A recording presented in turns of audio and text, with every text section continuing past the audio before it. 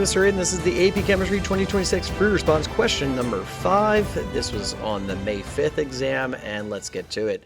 They give us a Lewis diagram of CBr-ClF2. It's a tetrahedral shape, and bond angles. We're going to take a look at the bond angles in this problem.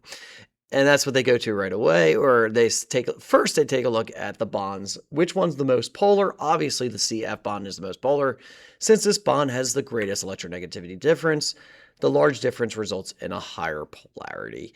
The F is the most electronegative element, and so that CF is going to be the most polar bond of the bonds, the 3 bonds.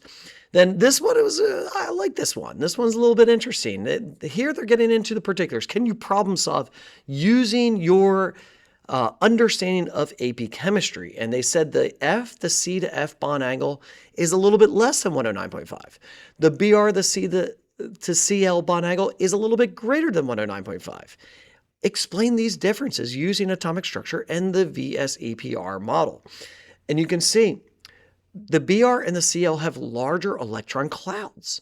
And so those large electron clouds experiences a greater repulsion when they're near each other.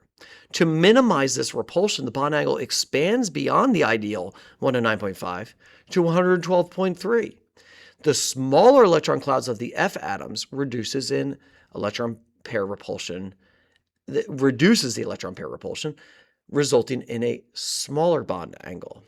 This is going to be a really difficult one to grade. I think they're going to really have to utilize student understanding, and I think students might go to atomic radius, many different things. But what you're really looking at is repulsion of, that's the VSEPR, the repulsion of those electron clouds.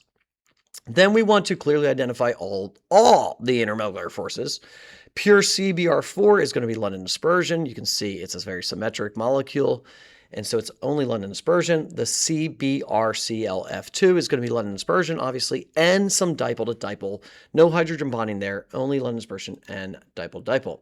And the last question said, in terms of relative strengths of all the intermolecular forces, why is pure CBr4 have a higher boiling point than the polar CBr-ClF2?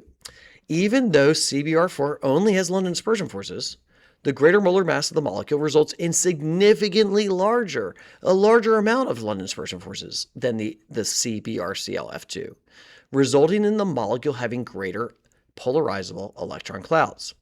So the CBr's London dispersion forces actually, those polarizable electron clouds actually resulted in a stronger intermolecular force of attractions than the polar attractions in the other molecule. Pretty straightforward, that last one. This was AP Chemistry 2026. Free response, question number 5. See you guys. Bye.